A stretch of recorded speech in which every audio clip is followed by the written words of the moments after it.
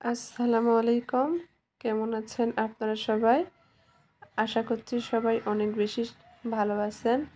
সবাইকে আবারও একবার আমন্ত্রণ করছি আমার নতুন আরেকটা ভিডিও দেখার জন্য। আজকে মজাদার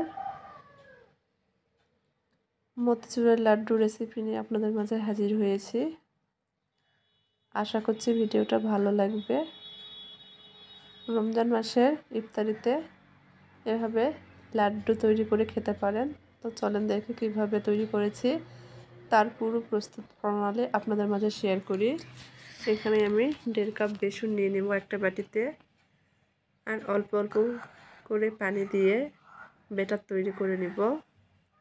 শুধুমাত্র বেসন দিয়েই এই লাড্ডুটা তৈরি করব।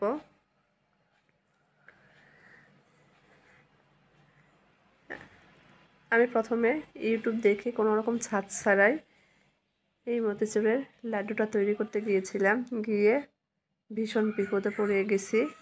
তো কী বিপদে পড়ে গেছি সেটাই আপনাদের মাঝে শেয়ার করছি। অল্প অল্প করে পানি দিয়ে বেসনের ব্যাটারটা তৈরি করে নিচ্ছি। ব্যাটারটা একেবারে ঘনও হবে না, আবার পাতলাও হবে না, মিডিয়াম ঘনত্বের তৈরি করে নিতে হবে।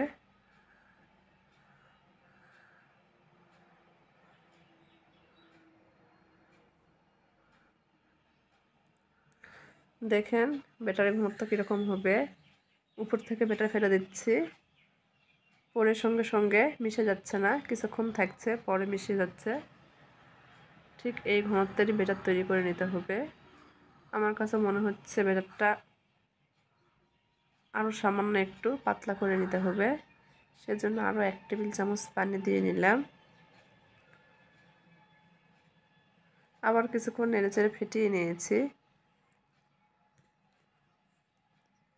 একটু সময় নিয়ে ব্যাটারটা তৈরি করে নিতে হবে, যাতে এর মধ্যে কোনো প্রকার দলাপেকে না থাকে। আমি মসুর ডালের প্যাকেটের মধ্যে ব্যাটারটা ঢেলে নিব। ইউটিউবে দেখেছিলাম যে হাতের কাছে কোনো পাইপিং ব্যাগ না থাকলে সেক্ষেত্রে যে কোনো প্যাকেটেই তৈরি করে নেওয়া যাবে। মরিচের প্যাকেট, হলুদের প্যাকেট, লবণের প্যাকেট, যে কোনো প্যাকেটে। আমি সেই ভেবেই মসুর ডালের প্যাকেটে ব্যাটার ঢেলে নিয়েছি। আর ফুড কালার দিতে ভুলে গিয়েছিলাম। এখানে সামান্য একটু লাল রঙের ফুড কালার দিয়ে মিশিয়ে নিয়েছি। আর এই যে প্যাকেটের এক কোণায় আমি সামান্য কেটে দিয়েছি। আগে থেকে চুলার পর ফ্রাই প্যানে পর্যাপ্ত পরিমাণ তেল গরম বসিয়ে দিয়েছি। এখন সে প্যাকেটের উপর থেকে ঘুরাচ্ছি। দেখেন অল্প অল্প করে ফোঁটা ফোঁটা করে গরম তেলের মধ্যে মিহিদানাগুলো বা বেসনের বুন্দাও বলতে পারেন পড়ছে। এটা পড়তে কিন্তু অনেক সময় লাগছে, আমার কাছে ঝামেলা মনে হয়েছিল। এর চাইতে ছাঁকনিতে তৈরি করা অনেক সহজ। প্যাকেটের সাহায্যে তৈরি করে নিলে আমার সারাদিন লেগে যাবে। বিপদে পড়ে গেছিলাম প্যাকেটটা তৈরি করতে গিয়ে। আমি ভাবলাম প্যাকেট আর তৈরি করব না, ছাঁকনি দিয়ে তৈরি করব। ছাঁকনিটা আমি তেলের উপরে ধরেছি, ব্যাটার থেকে 2 চামচ ব্যাটার দিয়েছি। দেখেন কত সহজেই বেসনের বুন্দাগুলো তৈরি হচ্ছে আর কতটা গোল হয়েছে। সেজন্য বললাম ইউটিউব দেখে বিপদে পড়ে গেছি। বুন্দা তৈরি করতে এসে প্যাকেট দিয়ে তৈরি করতে পারিনি। আমি আমার নিজের মতো ছাঁকনি দিয়ে তৈরি করে নিয়েছি। ছাঁকনিতেও কিন্তু খুব সহজেই এই বেসনের লাড্ডুটা বা মতিচুরের লাড্ডুটা তৈরি করে নিতে পারেন। খুব সহজেই তৈরি হয়ে যাবে। আমি এভাবে সবগুলো বুন্দিয়া ভেজে নিয়েছি। ভাজা হয়ে গেছে। এখন চুলার উপর ফ্রাই প্যান বসিয়ে দিয়েছি। ফ্রাই প্যানে আমি 1 কাপ চিনি দিয়ে দিয়েছি, 1/2 কাপ পানি। অপেক্ষা করব চিনিটা গলে বলক আসা পর্যন্ত। খুব ভালোভাবে বলক চলে এসেছে। চিনিটা কিছুক্ষণ সময় জাল করে নিয়ে একটু আঠালো হয়ে আসলে বুন্দিয়াগুলো দিয়ে দিব, নেড়েচেড়ে মিশিয়ে নিব। এখন কিছুক্ষণ রান্না করে নিব।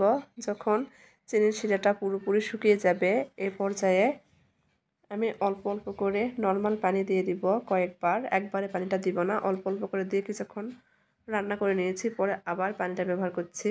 এভাবে আমি 4 থেকে 5 বার অল্প অল্প করে পানি দিয়ে জাল করে নিয়েছি। এতে করে বুন্দিয়াগুলো কিন্তু রসে টইটুম্বর হয়ে গেছে আর অনেকটা নরম হয়ে গেছে। নামানোর আগে 1 চামচ ঘি দিয়েছিলাম যাতে ঘির সুন্দর ফ্লেভার পাওয়া যায়। চাইলে ঘিয়ের মধ্যেও বুন্দিয়াগুলো ভেজে নেওয়া যাবে। রান্না হয়ে গেছে, চুলা বন্ধ করে দিয়েছি। ঠান্ডা হয়ে গিয়েছে। এখন মতিচুরের লাড্ডুগুলো তৈরি করে নেব।